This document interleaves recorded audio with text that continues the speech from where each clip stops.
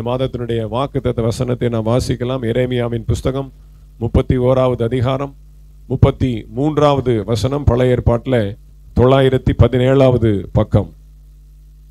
அந்நாட்களுக்கு பிற்பாடு ஆமென். நான் இஸ்ரவேல் குடும்பத்தோட பண்ண போகிற உடன்படிக்கையாவது, நான் என் நியாயப்பிரமாணத்தை அவர்கள் உள்ளத்திலே வைத்து அதை அவர்கள் இருதயத்திலே எழுதி நான் அவர்கள் தேவனாயிருப்பேன்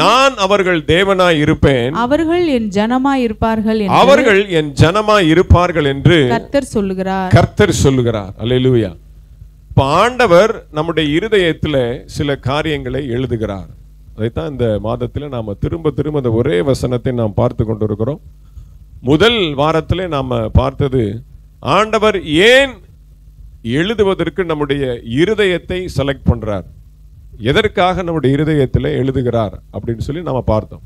அப்ப முதல்ல நியாயப்பிரமாணத்தை அவர் கல்லில் எழுதி கொடுத்தார் மோசேவுக்கு. அந்த கல்லு உடைந்து போயிட்டு அவன் மோசே என்ன பண்ணா, கோபத்தினால் அதை உடைத்து போட்டான். அதுக்கப்புறம் ராஜாவுடைய அரண்மனை, பாபிலோன் சாம்ராஜ்யத்தினுடைய நேபுகாத்நேச்சாருடைய மகன் பெல்ஷாத்சார், அவனுடைய அந்த அரண்மனையிலே போய் அந்த சாந்து பூசப்பட்ட மிகவும் வலிமை வாய்ந்த ஸ்ட்ராங்கான கடினமான அந்த சுவற்றிலே போய் அவருடைய சொந்த கையினால, எல்லாரும் பார்க்குறாங்க, எல்லாரும் குடி போதையில் வெறிச்சிட்டு இருக்கிறாங்க ராஜாவை சுற்றி. அந்த இடத்துல அவருடைய சொந்த கையினாலே அவர் எழுதுகிறார். அதுவும் பலிக்காமல் போகிறது. ஜனங்கள் பயப்படலை, அவருடைய அன்பை புரிந்து கொள்ள அவரை பின்பற்ற வரவில்லை. அப்ப கல்லை காட்டிலும் கடினமானது எது, ராஜாவுடைய அரண்மனை சுவற்றை காட்டிலும் கடினமானது எது என்று பார்த்தால் மனுஷனுடைய இருதயம் தான் ரொம்ப கடினமான இருதயம். அல்லேலூயா. கல்லை கூட உடைச்சல சொல்றாங்களே, கல் நெஞ்ச காரணா இருக்கியே, கொஞ்சம் கூட உனக்கு இறக்கமே இல்லையா, கல் நெஞ்ச காரணா இருக்கு அப்படின்னு சொல்லுவாங்க. அப்ப அந்த கல் நெஞ்ச அவருடைய இரத்தத்தினால எழுதும் பொழுது, அவருடைய அன்பினால எழுதும் பொழுது அந்த கல் என்ன பண்ணுது, கரையுது. அந்த கல்லான அந்த இருதயம் சதையான இருதயமாக மாறுகிறது. அப்போ ஒரு இருதயம் ஆண்டவருடைய அன்பினாலே இழகி அவருடைய அன்பை ருசிக்கும் பொழுது அந்த அன்பு என்ன ஆகுது, மற்றவருக்கு டிரான்ஸ்பர் ஆகுது. அந்த அன்பை அடுத்தவங்களுக்கு சொல்றாங்க. அப்ப சுவத்துல எழுதுறதுனாலயோ கல்லில் எழுதுறதுனாலயோ எந்த பிரயோஜனம் இல்லைன்னு ஆண்டவர் தெரிந்து கொண்டு மனுஷனுடைய இருதயத்திலே எழுதுகிறார்.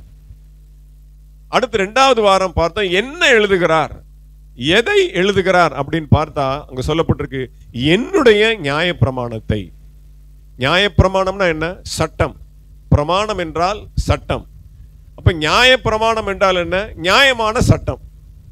இந்த உலகத்திலே கடைபிடிக்க வேண்டிய நியாயமான சட்டம் எதுவோ அதை அவர் எழுதுகிறார்.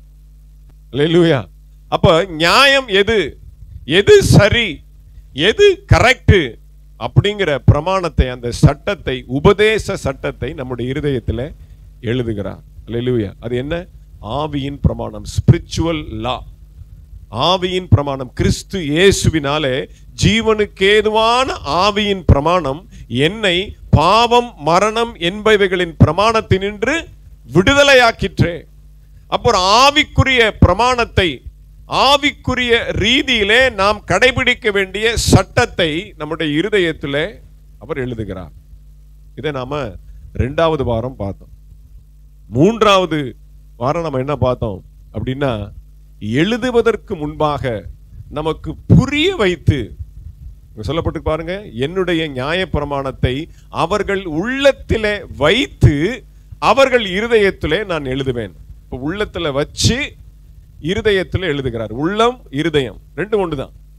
அப்ப முதல்ல வைக்கிறார் அர்த்தம், புரிய வைக்கிறார். என்ன எழுதுறேன்றத புரிஞ்சுக்கோங்க, புரியாம படிக்காதீங்க. புரியாம படிச்சா மனசுல நிக்காது, பரீட்சை எழுத முடியாது. அப்ப உள்ளத்திலே வைத்து என்றால் உள்ளத்திலே பதிய வைக்கிறார், தன்னுடைய அன்பை பதிய வைக்கிறார். நான் எதற்காக வந்தேன், என்னுடைய நோக்கம் என்ன, அதை உள்ளத்திலே பதிய வைத்து புரிய வைத்து விளங்க பண்ணி, நாம் பாவிகளா இருக்கையில் கிறிஸ்து இயேசு நமக்காக பலியிடப்பட்டபடினாலே தேவன் நம்மேல் வைத்த அன்பை விளங்க பண்ணினார். அப்ப இயேசுவின் அன்பை ஆண்டவர் என்ன பண்றார், விளங்க பண்ணுகிறார், புரிய வைக்கிறார். புரிய வச்சு அதுக்கப்புறம் எழுதி கொடுக்கிறார். அல்லேலூயா. இது 3வது வாரம் நம்ம பார்த்தோம். 4வது வாரம் போன வாரம் பாஸ்டர் ஜெயஸ்தாஸ் சாமுவேல் வந்திருந்தாங்க. அது நமக்கு மிகுந்த ஆசீர்வாதமாக அவருடைய சாட்சி, அவருடைய வாழ்க்கை, அவருடைய செய்தி நமக்கு மிகுந்த பிரயோஜனமாக இருந்து நாம் கர்த்தருக்கென்று பரிசுத்தமாக இருக்க வேண்டும்.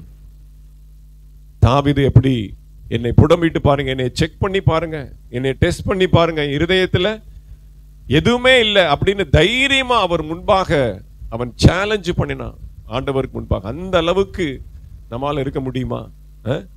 இசிஜி பண்ற மாதிரி இங்க ஒரு பிளக்கை வச்சு அப்படியே ஸ்கிரீன்ல போட்டா மனசுல நினைக்கிறது தோன்றதெல்லாம் பார்த்தா யாருமே என்ன பண்ண மாட்டாங்க. அவர் சொன்னார்ல கேட்ஜெட், யாருமே என்ன பண்ண மாட்டாங்க, தன்னுடைய இருதயத்தை படம் போட்டு காண்பிக்க. அவ்வளவு திருக்கும், அவ்வளவு துரோகமும், அவ்வளவு விதமான அவலமும் நம்முடைய இருதயத்தில் நிரம்பி இருக்கிறது. அப்ப அதெல்லாம் மாற்றி நாம் ஆண்டவருக்காக பரிசுத்தமாய் வாழ வேண்டும் அப்படின்னு 4வது வாரத்தில் நாம் பார்த்தோம். இன்றைக்கு அடிஷனலாக போனஸாக 5வது வாரத்தில் நாம் எதை பார்க்க போகிறோம்? வாசிங்க, யோவான் சுவிசேஷம் 8வது அதிகாரம் 6, 7, 8. யோவான் புஸ்தகத்தில் 8வது அதிகாரம் 6, 7, 8 வாசிக்கலாம். அவர் மேல் குற்றம் சுமத்துவதற்கான காரணம் உண்டாகும் பொருட்டு அவரை சோதிக்கும்படி இப்படி சொன்னார்கள். இயேசுவோ குனிந்து விரலினால் தரையிலே எழுதினார். இயேசுவோ குனிந்து விரலினால் தரையிலே எழுதினார். வாசிங்க. அவர்கள் ஓயாமல் அவரை கேட்டுக்கொண்டிருக்கையில்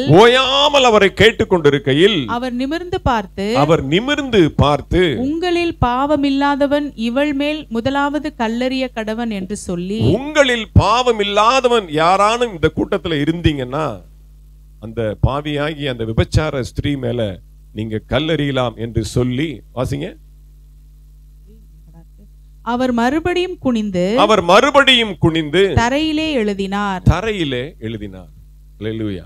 இந்த காரியத்தை நம்ம இன்னைக்கு தியானிக்க போகிறோம். எழுதுவேன் சொன்னார்ல, உங்கள் உள்ளத்திலே வைத்து உங்கள் இருதயத்திலே எழுதுவேன். அப்ப ஆண்டவர் எழுதுகிற காரியத்தை தான் இந்த மாதம் முழுவதும் நாம் பார்க்கிறோம். அல்லேலூயா. கல்லில் எழுதினாரு, அரண்மனையில் எழுதினாரு. அல்லேலூயா. இப்போ அவர் என்ன பண்றார்? தரையிலே குனிந்து அவர் எழுதி கொண்டிருக்கிறார். இந்த பகுதி எத்தனையோ பிரசங்கியார் எடுத்திருக்கிறாங்க, எத்தனையோ வேத பண்டிதர்கள் எடுத்திருக்கிறாங்க. என்ன எழுதினார் இதுவரைக்கும் யாருக்குமே தெரியாது. எழுதினதெல்லாம் அவர் சொல்லி இருக்கிறாரு, விளங்க வச்சிருக்கிறாரு, புரிய வச்சிருக்கிறார். ஆனா இந்த இடத்துல கையும் மெய்யுமாக பிடிக்கப்பட்ட ஒரு விபச்சார ஸ்திரீயை அவருடைய சமூகத்திலே அவருடைய கண்களுக்கு முன்பாக நிறுத்தி அவரை குற்றம் பிடிப்பதற்காக அல்லேலூயா எல்லாரும் வந்து நிறுத்துறாங்க. ஆனா அவர் எதையுமே கண்டுக்கல. பார்த்தா பயங்கர அமளி நடக்குது, பயங்கர போராட்டம், பிரச்சனை நடக்குது. ஆனா அவர் என்ன பண்றார்? எதையுமே காணாதபடிக்கு குனிந்து தன்னுடைய சொந்த விரலினாலே அவர் எழுதுகிறார். என்ன எழுதினார்னு தெரியல, என்ன பாஷை, அதுக்கு என்ன அர்த்தம், இதுவரைக்கும் என்ன எழுதினார்னு பைபிள்ல போடவே இல்லை. அதுதான் நம்ம இன்னைக்கு பார்க்க போகிறோம். அதை நான் கடைசியாக நான் உங்களுக்கு சொல்லுகிறேன். எனக்கு ஆண்டவர் கொடுத்த வெளிப்பாட்டை நான் கடைசியாக நான் உங்களுக்கு சொல்லுகிறேன். போன வாரம் நாம பார்த்தது நமக்கு புரிய வைத்து எழுதுகிறார், நமக்கு விளங்க பண்ணி, நமக்கு விளக்கி சொல்லி, காரியத்தினுடைய தாற்பயத்தை, யதார்த்தத்தை, உண்மையை, அந்த உண்மையின் ஆழத்தை நமக்கு புரிய வைத்து விளங்க வைத்து ஆண்டவர் நமக்கு எழுதுகிறார் அப்படின்னு பார்த்தோம். இன்னைக்கு அப்படியே டைரக்ட் ஆப்போசிட். இன்னைக்கு நம்ம பார்க்க போறது அப்படியே ஆப்போசிட். சில நேரத்துல அவர் எழுதுகிறது நமக்கு புரியவே புரியாது, சொல்லவும் மாட்டார். அழுது மன்றாடி கேட்டாலும் சரி, அவர் டியூஷன் எடுக்கவே மாட்டார். நீங்க எவ்வளவு ஃபீஸ் கொடுக்குற ஆண்டவரே, இன்டென்சிவ் கேர் பேட்சுக்கெல்லாம் நான் போறேன், இன்டென்சிவா நான் ரொம்ப க்ளோஸா நான் உங்ககிட்ட வரேன், எனக்கு சொல்லி கொடுங்க, எனக்கு இது புரியல, என்ன எழுதுறீங்க, என்ன தரையில எழுதுறீங்க, ஒண்ணுமே தெரியல, என் வாழ்க்கையில நீங்க என்ன எழுதுறீங்க, என் தலையில என்ன எழுதிருக்கிறீங்க, என் தலை விதி என்ன, என் வாழ்க்கையில என்னதான் நீங்க எழுதி, ஏன் இப்படி போராட்டமா போய்கிட்டு இருக்கு, ஏன் எனக்கு இப்படி நடக்குது, நான் போற இடமெல்லாம் எனக்கு தோல்வி, எனக்கு எதுவுமே பிடிக்கல, என்ன நீங்க இருக்கீங்களா இல்லையா, ஏன் இப்படி என் வாழ்க்கையினுடைய பக்கங்களை எல்லாம் அப்படி எழுதுறீங்க, எனக்கு புரியல, எனக்கு விளங்கல. எவ்வளவோ நாம் அழுது அழுது அழுது போராடி அவருடைய சமூகத்தில் நிற்கிறோம். ஆனால் அவர் கண்டும் காணாதவர் போல, இரக்கம் இல்லாதவர் போல, கொஞ்சம் கூட நம்முடைய வார்த்தைக்கு செவி கொடாதபடிக்கு என்ன எழுதுறேன்னு சொல்லல, எதுக்காக எழுதுறேன்னு சொல்லல, அதனுடைய அர்த்தம் என்ன என்று சொல்லல, அது எப்படி முடிய போகிறது எதையுமே சொல்லாம, நமக்கு எந்த க்ளூவுமே கொடுக்காம அவர் அமைதியாக இருக்கிறார். அல்லேலூயா. அதுலயும் ஒரு அர்த்தம் உண்டு. அவருடைய அமைதிக்கு ஒரு அர்த்தம் உண்டு. அவர் பேசாமல் இருப்பதற்கு ஒரு அர்த்தம் உண்டு. சுற்றி போராடுகிறாங்க, சுற்றி ஜனங்கள் வளைஞ்சு நிக்கிறாங்க. இவளை கல் எறியணும், கல் எறிஞ்சா இயேசு இரக்கம் இல்லாதவர். ஒரு பெண்ணை, ஒரு ஸ்திரீயை பார்க்க பார்க்க, துடிக்க துடிக்க, எல்லாரும் பார்க்க பார்க்க, அடிக்க அவளை சாவுக்குள்ளாக நடத்துகிறார். இரக்கம் இல்லாத கர்த்தர் அப்படின்னு முடிவு கட்டிடலாம், குற்றம் கண்டுபிடிக்க. அப்படி கல் எறியக்கூடாது அப்படின்னு சொன்னா நீர் மோசேயினுடைய நியாயப்பிரமாணத்தை மீறுகிறீர், குற்றம் கண்டுபிடிக்க. இப்ப நம்ம அப்படிதான், இரக்கம் இல்லாம இருக்கீங்களா ஆண்டவரே?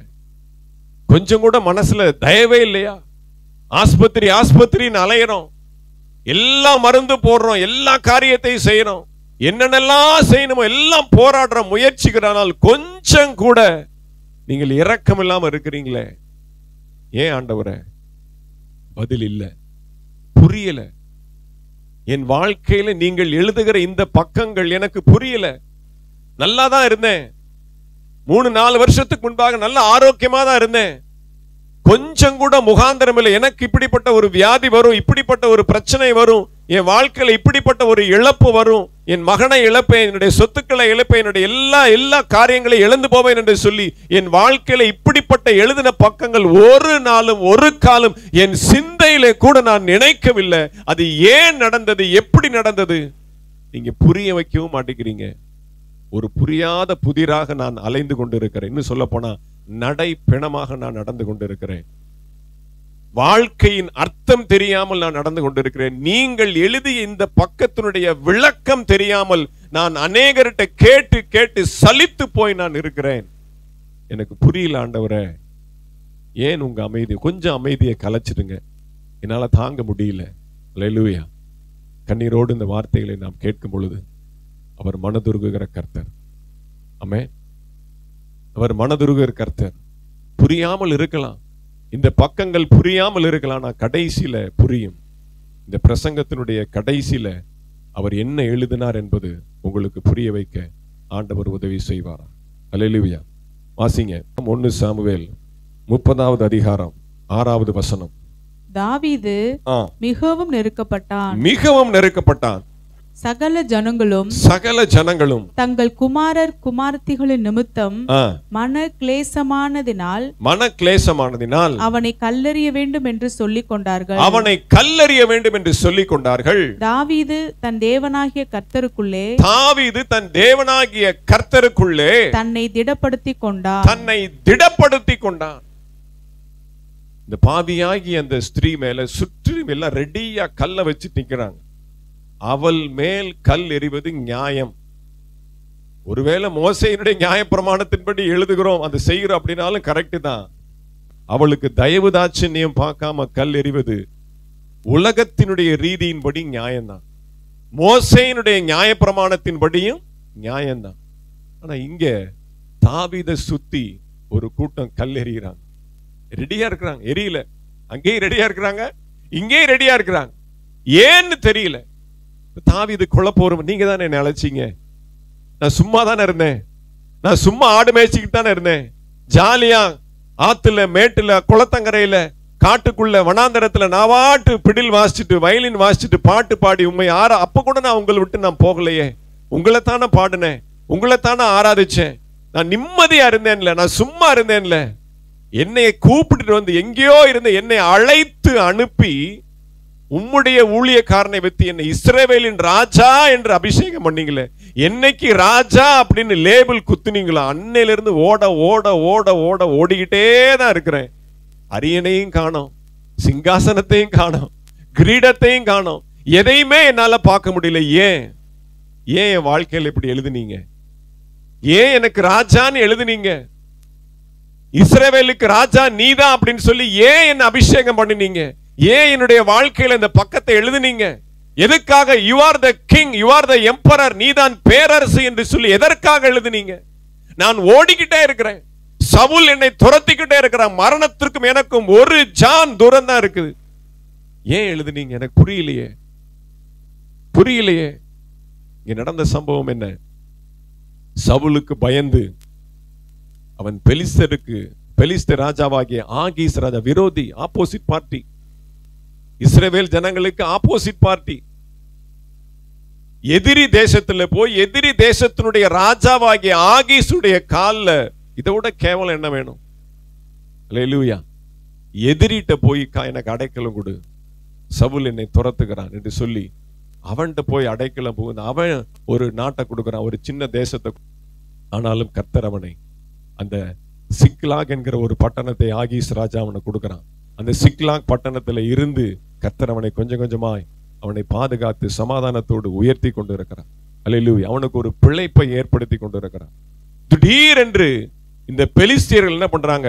இஸ்ரவேல் ஜனங்களோடு யுத்தம் செய்ய அவர்கள் ஆயத்தமாகிறார்கள். சவுலுடைய கடைசி பக்கம். இந்த யுத்தத்துல சவுல் தோற்கடிக்கப்பட போகிறான். சவுலுடைய வாழ்க்கையில கடைசி பக்கங்களை ஆண்டவர் எழுதி கொண்டிருக்கிறார். ஆனா தாவீதுக்கு அது புரியல. தாவீதினுடைய ராஜ்யத்தினுடைய துவக்கம் அது, அஸ்திவாரம் அதுதான். ஆனால் அவனுக்கு விளங்கல, புரியல. கடைசி வரைக்கும் அவனுடைய வாழ்க்கையில போராட்டம்.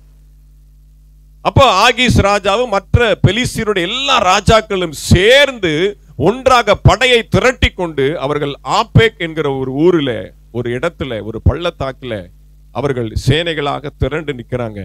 அப்ப ஆகீஸ் ராஜா போனா அவன் கூட தாவீதும் போய் தான் ஆகணும். தன்னுடைய சொந்த ஜனங்களுக்கு விரோதமாய் சண்டை போட போறான். யாரு? இப்ப இந்த பக்கம் வந்துட்டான். அவன் எருசலேம் பக்கம் இல்ல, அவன் பெலிஸ்தர் பக்கமாக வந்து விட்டான். அப்ப பெலிஸ்தர்கள் இஸ்ரவேலோடு கூட சண்டை போடும் போது அவன் இந்த பக்கம் இருக்கிறான். தன்னுடைய சொந்த பிள்ளைகளுக்கு எதிராக, தன்னுடைய சொந்த பிதாக்களுக்கு எதிராக, தன்னுடைய சொந்த ஜனங்களுக்கு எதிராக சவுல் கொன்றது 1000, தாவீது கொன்றது 10000 என்று பாடிய ஜனங்களுக்கு விரோதமாக அவன் யுத்தம் செய்ய வேண்டிய கட்டாயத்திலே, நிர்பந்தத்திலே நிற்கிறான். தன்னுடைய எஜமான் யுத்தத்திற்கு போகும்போது இவன் எப்படி உதவி செய்யாமல் இருக்க முடியுமா? பிள்ளைக்கு வந்தவனுக்கு அவன் தான் அடைக்கலம் கொடுத்தான். தப்பி ஓடி மறைந்து சாவுக்கு பயந்து கொண்டு இருக்கும் பொழுது இவன் தான் அடைக்கலம் கொடுத்தான். அப்ப அவனுக்கு கைமாறு செய்யணும் இல்ல? நம்ம ஏதாவது ஒரு உதவி செஞ்சா கூட, மனுஷன் ஒரு உதவி செஞ்சா உடனே கைமாறு செய்யறோமா இல்லையா? நமக்கு 1000 ரூபாய் மொய் வச்சாங்கன்னா அவங்க கல்யாணத்துல போய் 1001 ரூபாய் மொய் வச்சிடறோம்ல, கணக்க தீத்துறோம் இல்ல? இன்னைக்கெல்லாம் அப்படிதான் இருக்கிறாங்க. அப்படி கைமாற எதிர்பார்க்கிற உலகம் இது, கணக்கு பார்க்கிற உலகம். அப்ப அப்படிப்பட்ட உலகத்துல தாவீது ஒரு நிர்பந்தமான ஒரு நிலையில இருக்கிறான். சரி, நானும் வாரேன், சண்டை போட வாரேன், யுத்தத்துக்கு வாரேன் அப்படின்னு சொல்லி தன்னுடைய படைகள் எல்லாம், அவனுக்கு இருந்த ஒரு 400 பேர் இருக்கிறாங்க, அவ்வளவுதான். எல்லாம் நெருக்கப்பட்டவங்க, கடன்பட்டவங்க, உடைக்கப்பட்டவங்க, வறுமையில தரித்திரத்துல இருக்கிறவங்க தான். அவன் பெரிய போர் வீரர்கள் அவன் கூட இல்லை. இருந்தாலும் இருக்கிற ஆட்களை கூட்டிக் கொண்டு ஆகீஸ் ராஜாவோடு கூட அவனும் அந்த யுத்த சேனைக்கு போய் நிற்கிறான். போய் நின்னா மற்ற ராஜாக்கள் எல்லாம் பாக்குறாங்க, ஏய் இவன் நம்ம விரோதியாச்சே, இவன் நம்ம எதிரியாச்சே, இவன் ஆப்போசிட் பார்ட்டியாச்சு, இவனை போய் நீ மடியில வச்சிட்டு இருக்கிறியே, நெருப்பு மடியில கட்டிட்டு இருக்க மாதிரி இவன் நமக்கு விரோதமாய் வந்த ஆளாச்சே, கோலியாத்தை கொன்றவன் ஆயிற்றே, சவுலுடைய கைக்கு கோலியாத்தை தப்புவித்த இந்த தாவீது நமக்கு எப்படி உதவி செய்வான்? யுத்த களத்துல போய் அப்படியே திரும்பிடுவான். அவங்க ஜனமக்க திரும்பி நமக்கு உதவி செய்யற மாதிரி வந்து நமக்கு அவன் என்ன பண்ணிடுவான்? கத்தியை பாய்ச்சிடுவான். இவனை முதல்ல திருப்பி அனுப்பு. அல்லேலூயா. அவன் உண்மையாதான் வாரான். தன்னுடைய எஜமானுக்கு உதவி செய்யும்படியாக உண்மையான உள்ளத்துல தான் அவன் வருகிறான். ஆனா இவங்க பயப்படுறாங்க. இல்ல, கிளைமேக்ஸ்ல கதையே மாறிடும். கடைசியில என்ன பண்ணுவான்? நமக்கு விரோதமாய் திரும்பிடுவான் அப்படின்னு சொல்லிட்டு மற்ற ராஜாக்கள் எல்லாம் என்ன பண்றாங்க? இவனை திருப்பி அனுப்பிச்சிடு, வேண்டாம், இவன் இல்லாமலே நாம யுத்தம் செய்யலாம். பாருங்க, சிக்லாக்கில் இருந்து ஆப்பேக் வரைக்கும் பாங்க, ரொம்ப கஷ்டத்தோட அவ்வளவு பிரயாணப்பட்டு அவ்வளவு எதிர்பார்ப்போடு வாரான். ஆகி சொல்றான், வேண்டாம்ப்பா, நீ திரும்பி போயிரு. எல்லாரும் எதிர்க்கிறாங்க. என் கூட்டாளிலாம் நீ வேணாங்கிறாங்க, உன் சகவாசமே வேணாங்கிறாங்க, நீ தான் எங்களுக்கு ஒரு நாளைக்கு ரொம்ப தொல்லையா இருந்த, நீ எப்படி எங்களுக்கு உதவி செய்வ, நீ வேண்டவே வேண்டாங்கிறாங்க.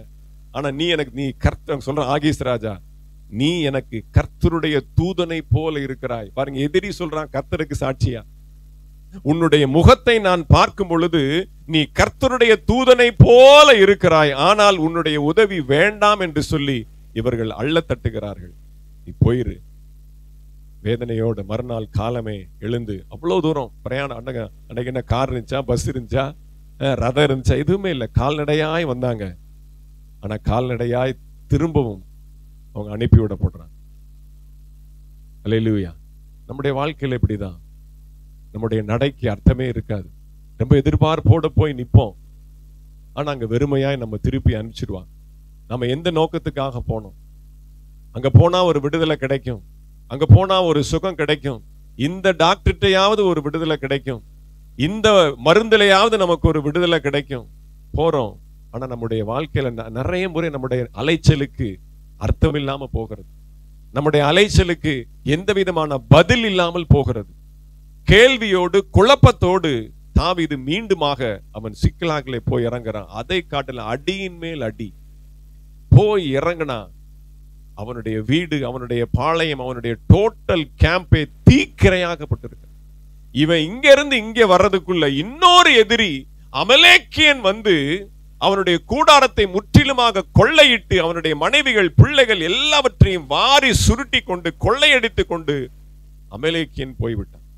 இங்க திரும்புறதுக்குள்ள இங்க பாத்தீங்கன்னா அடியின் மேல் அடி, அடியின் மேல் அடைக்கலமாய் வந்த இடத்துல, தஞ்சம் புகுந்த இடத்துல, மறைவாய் ஒளிஞ்சு போயிருந்த இடத்துல எங்கேயோ இருந்து வந்த ஒரு எதிரி நம்முடைய வாழ்க்கையை திசை திருப்புகிறார். நம்மை கொஞ்சம் கூட நிமிர விடுகிறது இல்லை. கொஞ்சம் கூட நம்பிக்கைக்கு நாம் துளிர் விடும் பொழுது அந்த நம்பிக்கையின் சிறகுகளை வெட்டி போடுகிறார்கள். இப்பவாவது நமக்கு விடுதலை வந்துடும்.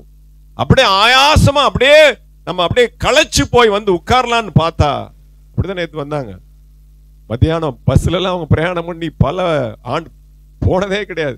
பூரா வாந்தி புரட்டல், அப்படியே தலைவலி, அவ்வளவு வேதனையோட வந்தாங்க. 2 மணி நேரம் தான் ரெஸ்ட். மறுபடியும் சாயந்தரம் ஒரு பிரேயர் மீட்டிங். கிளம்பு கிளம்பு கிளம்பு. அப்படியே டயர்டா அப்படியே படுத்து தூங்குறாங்க. அடிச்சு முதுகுல அடிச்சு தட்டி புரட்டி சாயந்தரம் ஒரு பிரேயர் மீட்டிங் போனோம்.